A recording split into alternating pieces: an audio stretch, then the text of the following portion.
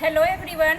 Construction technology में आज हम लोग यूनिट 5 पढ़ेंगे, जिसका कि पार्ट फर्स्ट है एक्सट्रीम वेदर कंक्रीटिंग। ओके, तो सबसे पहले हम लोग टॉपिक समझेंगे कि एक्सट्रीम वेदर कंक्रीटिंग क्या होता है, हम इसे कंस्ट्रक्शन टेक्नोलॉजी में क्यों पढ़ रहे हैं। ओके, तो स्टार्ट करते हैं। एक्सट्रीम वेदर कंक्रीटिंग में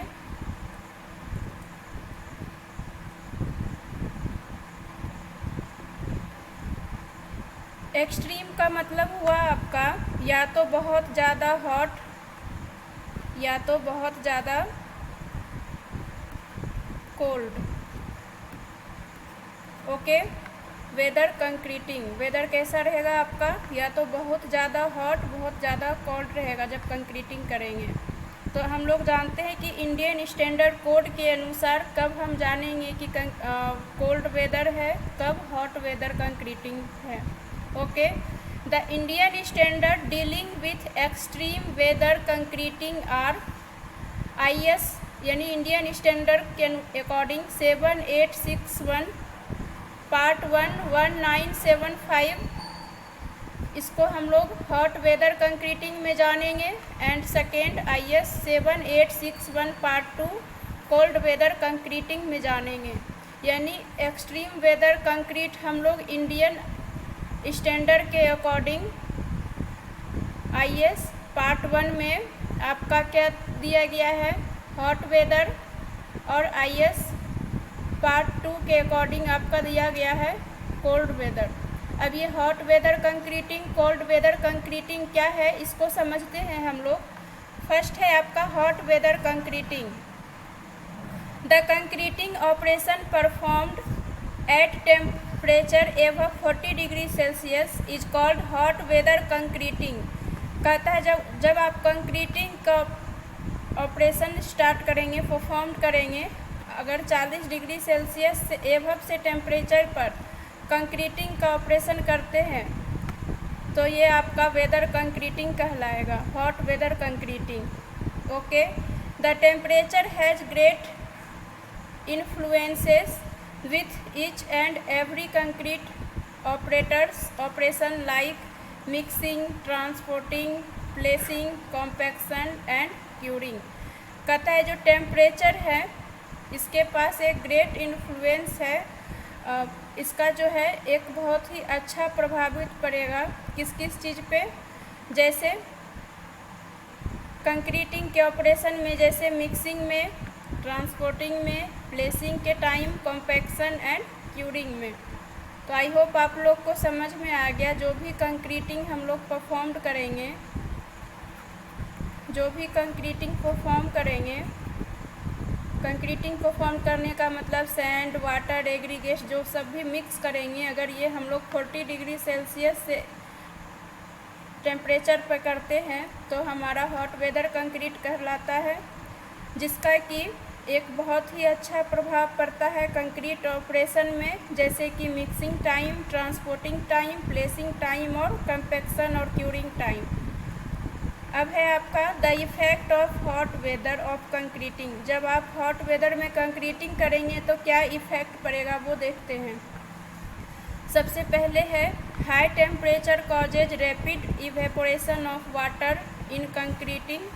कहता है कि जो हाई टेम्परेचर के वजह से आपका कंक्रीटिंग में जो वाटर है वो इवेपोरेट होने लगेगा तेज़ी से, यानी जल्दी से वाष्पीकरण होने लगेगा।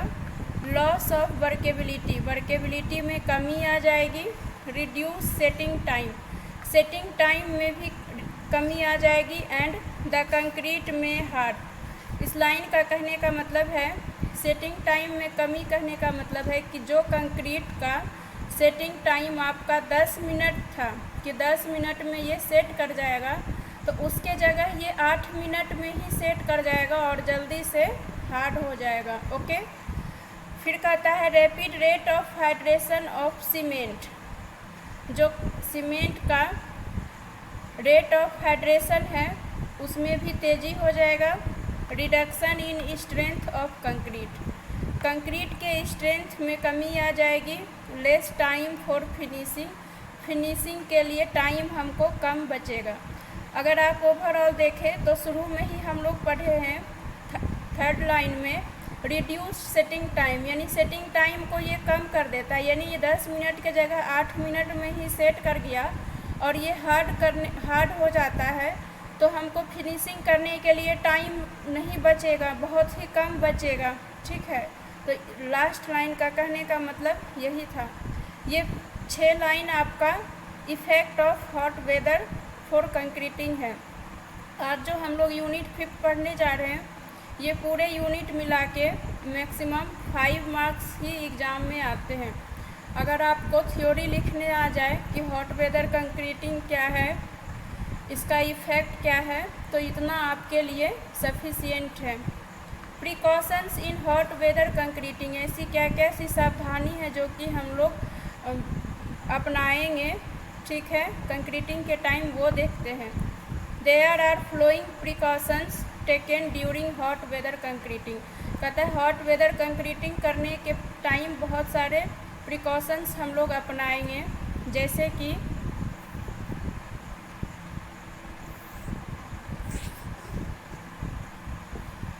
फर्स्ट है concreting should be started after consultation of with the weather forecast department, कहता है कंक्रीटिंग करने से पहले हम लोग जो वेदर फोरकास्ट डिपार्टमेंट है उससे कंसल्ट करेंगे, तभी हम कंक्रीटिंग करेंगे। ओके, सेकेंड कहता है देन, उसके बाद water should be available for sprinkling irrigates to maintain the low temperature, इसके लो टेम्परेचर को बनाए रखने के लिए एग्रीगेट्स पे क्या करेंगे, पानी का छिड़काव करते रहेंगे। थर्ड कहता है the material used should be cool, जो भी मटेरियल हम लोग यूज करेंगे वो ठंडा रहना चाहिए। It is necessary that temperature of concrete should be as low as possible then improve the quality of concrete, कहने का मतलब यह बहुत ही ज़रूरी है कि कंक्रीटिंग जो हम लोग करेंगे उसका टेम्परेचर लो होना चाहिए, ताकि हमको कंक्रीट का क्वालिटी अच्छा मिल सके। Temporary sun shaded and wind barrier में भी यूज्ड लाइक ट्रैपोलिन्स, कहता है हम लोग एक टेम्पोररी सन शेडेड अपनाएंगे जहाँ भी कंक्रीटिंग कर रहे हैं, और हवा से बचने के लिए एक बैरियर भी प्रोवाइड करेंगे, जैसे कि ट्रैपोलिन। ओके, यानी हमको उसको कवर करके रखना है, बचाव करना है उसका। Concrete operation must be avoided in the afternoon, कहता है जो कंक्रीटिंग आप करेंगे वो आफ्टरनून के में नहीं करेंगे, हम एवॉइड करेंगे, दोपहर के समय में कहीं भी कंक्रीटिंग करने से एवॉइड करेंगे अगर आप हॉट वेदर कंक्रीटिंग कर रहे हैं तो। All the equipments like mixer hoppers it's extra should be shaded और पेंटेड एट वाइट, कहता है जो भी इक्विपमेंट्स हम लोग यूज करेंगे जैसे मिक्सर हॉपर्स, ये कैसा होना चाहिए, वाइट पेंट किया हुआ होना चाहिए। ओके, तो प्रिकॉशंस में हम लोग क्या अपनाएंगे, सबसे पहले वेदर फोरकास्ट डिपार्टमेंट से कंसल्ट करेंगे और एग्रीगेट्स के टेम्परेचर को मेंटेन रखने के लिए उस पर बराबर पानी का छिड़काव करते रहेंगे। टेम्परेचर हम लोग लो रखेंगे ताकि अच्छा क्वालिटी का कंक्रीट मिल सके, और इसको हम लोग ढक के रखेंगे जैसे कि ट्रैपोलिन से कवर करके। और आफ्टरनून में हम लोग कंक्रीटिंग नहीं करेंगे, एवॉइड करेंगे, या तो नाइट इवनिंग या मॉर्निंग टाइम रखेंगे, आफ्टरनून में एवॉइड करेंगे। ठीक है, जो भी इक्विपमेंट्स यूज कर रहे हैं वो वाइट पेंट किया हुआ होना चाहिए। इतना समझ में आ गया होगा आप लोगों को। अब है cold weather concreting. Okay, concreting operation performed at a temperature below 5 degree Celsius is known as cold weather concreting, कहता है कि अगर आप कंक्रीटिंग जो है स्टार्ट करते हैं कितना टेम्परेचर से नीचे 5 डिग्री सेल्सियस से कम पे, तो वो आपका कोल्ड वेदर कंक्रीटिंग कहलाएगा। या if the air is below 40 degree Fahrenheit then used cold weather techniques, अगर सेल्सियस में देखें तो 5 डिग्री सेल्सियस से बिलो, अगर आप फ़ारेनहाइट में देखें तो 14 डिग्री फ़ारेनहाइट पर से अगर बिलो है तो इस दोनों केस में हम लोग या तो सेल्सियस या तो फ़ारेनहाइट, इस दोनों केस में हम लोग कोल्ड वेदर कंक्रीट अपनाएंगे। ओके, अब इफ़ेक्ट्स क्या क्या है, तो delay in setting and hardening, यानी सेट में डिले हो जाएगा और हार्डनिंग में भी। डिले का मतलब हो गया जहाँ सेट करने में ये 10 मिनट लेता था, अब वहीं ये सेट करने में 15 मिनट या 18 मिनट लेगा। ओके, तो ये होता है आपका डिले इन कंक्रीटिंग का मतलब। उसी तरह से अगर आपका हार्ड जितना जल्दी होना चाहिए था उसमें भी कमी हो जाएगा। Rate of hydration depends upon the temperature, कहता है जो हमारा रेट ऑफ हाइड्रेशन है वो किस पे डिपेंड करता है, निर्भर करता है टेम्परेचर पर, तापमान पर। That take place in 1 day at 20 degree Celsius में टेक 7 डेज। कहता है अगर आप एक दिन का जो टेम्परेचर है 20 डिग्री सेल्सियस में है तो यानी इसको हम 7 दिन तक रखेंगे। At 4 degree Celsius setting period necessary before removal of formwork then increases. तब इसका सेटिंग पीरियड जो है से पहले ये क्या करेगा, फोमवर्क को हटा नहीं पाएंगे क्योंकि ये जो है इंक्रीज कर जाएगा पहले से। कहने का मतलब delay in setting and hardening में जब ये हार्ड होने में समय लगेगा, ठीक है, तो फोमवर्क जो है हम लोग ज़्यादा दिन तक रखेंगे। क्यों? क्योंकि इसके हार्डनेस को बनाने के लिए इसको और ज़्यादा टाइम लगेगा क्योंकि डिले हो रहा है टेम्परेचर के वजह से। सेकेंड है आपका freezing of concrete at early stage. Freezing of concrete का मतलब है जो भी एक्स्ट्रा वाटर है वो आपका फ्रीज कर जाएगा।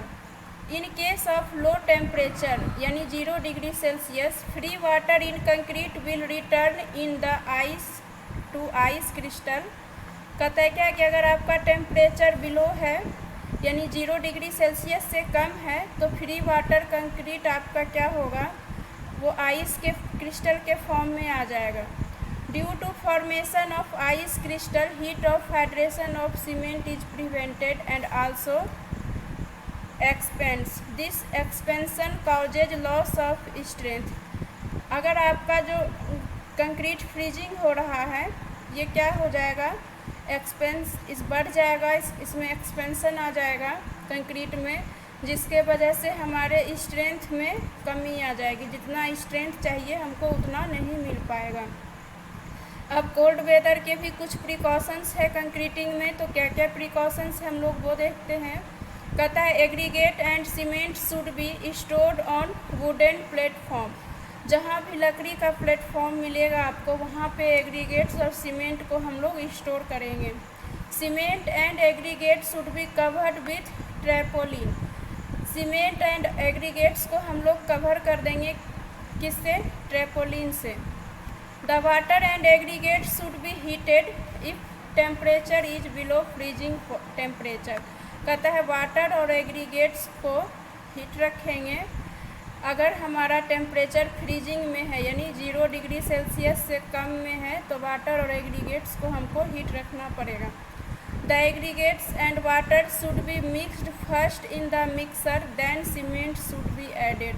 कहता है सबसे पहले एग्रीगेट और वाटर को ऐड कर लेंगे हम लोग। इसको ऐड करने के बाद हम लोग क्या करेंगे, ऐड किसके हेल्प से कर रहे हैं, मिक्सर के हेल्प से एग्रीगेट्स और वाटर को। उसके बाद हम लोग इसमें सीमेंट ऐड करेंगे। The cement above should not be mixed with hot weather. Hot weather में इसको मिक्स नहीं करेंगे। ओके, तो आज का लेक्चर में इतना ही है। यूनिट 5 जो है आपका 5 नंबर्स का है एग्ज़ाम के लिए, जिसमें कि इतना आपको सफिशिएंट है। हॉट वेदर कंक्रीटिंग देख लिए हम लोग, इफ़ेक्ट क्या होते हैं, प्रिकॉशंस क्या होते हैं, कोल्ड वेदर कंक्रीटिंग क्या होती है, इसके प्रिकॉशंस क्या है, इतना काफ़ी है आप लोग के लिए। इसको एक बार फिर से आप देख सकते हैं, कॉपी में नोट डाउन कर सकते हैं या गूगल क्लासरूम पे जो आपको नोट्स प्रोवाइड किया गया है उससे भी आप नोट डाउन कर सकते हैं। तो आई होप आप लोगों को अच्छे से समझ में आ गया होगा आज का लेक्चर। तो थैंक यू। नेक्स्ट लेक्चर में हम लोग एडमिक्सचर इन कंक्रीट पढ़ेंगे। Thank you class.